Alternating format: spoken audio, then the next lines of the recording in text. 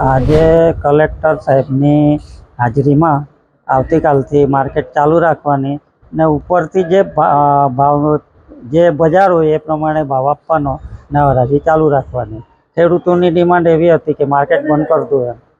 બાકી તો કલેક્ટર સાહેબે એવો નિર્ણય લીધો કે માર્કેટમાં હરાજી ચાલુ રાખવાની ને જે ભાવ પડે તે, એટલે માર્કેટ ઉપર ભાવની હોય તો એનો વેપારી વધારે તે પ્રમાણે ભાવ આપી શકે. એટલે એ રીતે સાહેબની કે એવું છે કે આ રીતે તમે કરો એટલે આવતીકાલે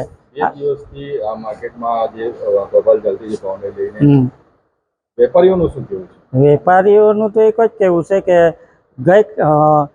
ઉપર માર્કેટ ઉપર બજારમાં જ ભાવ નહીં આવે તો અમે કેમ આપીએ? ઉપર બજારમાં ભાવ રહેશે ત્યારે અમે 1500-1400 આપીએ છીએ ને અત્યારે આ મંદિરોને પેલું લોકલ માર્કેટના ભીંડા, જે તે દાખલા તરીકે અમદાવાદ બોમ્બે માર્કેટોમાં લોકલ ભીંડા આવે. બોમ્બેમાં અત્યારે જલગાંવના ભીંડા આવે લોકલ, એટલે ત્યાં માલનો ભરાવો રહે એટલે ભાવ નહીં પડે. બોમ્બેમાં બી ગઈકાલે જે વેપારીઓએ પોતાના જોખમે ભાવ આપીને 500 ને 400 રૂપિયા આપીને ભાવ આપેલો ખરીદેલો માલ, તે માલ આજે છે ને 100 રૂપિયામાં ત્યાં વેચાયો.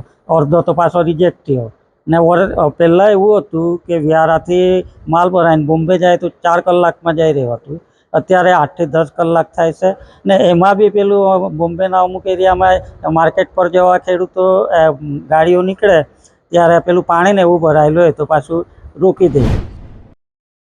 આજે છે ને અમને તદ્દન 100 રૂપિયા કિલો, 100 રૂપિયા 20 કિલોના ભાવે ભીંડા માગે અમારા પાસે, એટલે અમે નથી આપ્યા. અમે કલેક્ટરના ઓફિસના આંગણામાં અમે ખાલી કરી નાખ્યા છે. આજથી અમને કલેક્ટરે એવું બાંહેધરી આપી છે કે 50 ગ્રામ જે અમારું વજન જે વધારે કપાય છે ને એના કરતાં 50 ગ્રામના ભાવ બી અમને આપવાની બાંહેધરી આપી છે. તો વેપારી લોકોએ ધ્યાનમાં લેવાનું કે અમને 50 ગ્રામના બી પૈસા મળવું જોઈએ.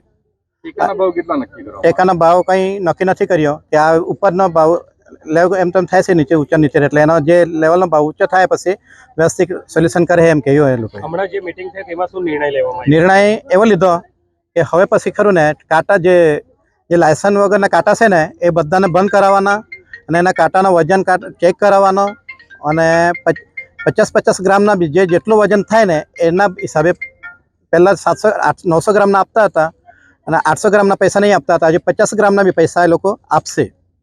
એટલે તમે શું નિર્ણય લીધો છે? અમે પછી યસમાં કે 1 નંબરની ભીંડાની એટલે ક્વોલિટી વિભાગ પાડી દઈશું હવે, એમ કે સારી ક્વોલિટી, જે ઊંચા ભાવની ક્વોલિટી છે અલગ રાખીશું, નીચેના ભાવની ક્વોલિટી અલગ રાખીશું. એવી રીતના અમે વ્યવસ્થા કરી દઈશું. ખાસ કરીને ભાવ મુદ્દે જે તમારું આંદોલન હતું, હા, તે બાબતે કઈ નિરાકરણ આવ્યું? નિરાકરણ એટલે એ જ કે ભાવ મુદ્દે ખરું કે નહીં, આ ઉપર એ લોકો એમ કહે છે કે ઉપર ભાવ બજાર નીચો છે એના ધ્યાનમાં લઈને લોકો કરે છે તો વાંધો નહીં, 1-2 દિવસ અમે સહનશક્તિ કરી લઈએ, વાંધો નહીં. પણ પછી બી આવું ઉપર બજાર ચાલુ વધારે રહે ને એ લોકો ઓછો ભાવ આપે તો પછી તો અમે આગળ પછી કાર્યવાહી કરીએ ને.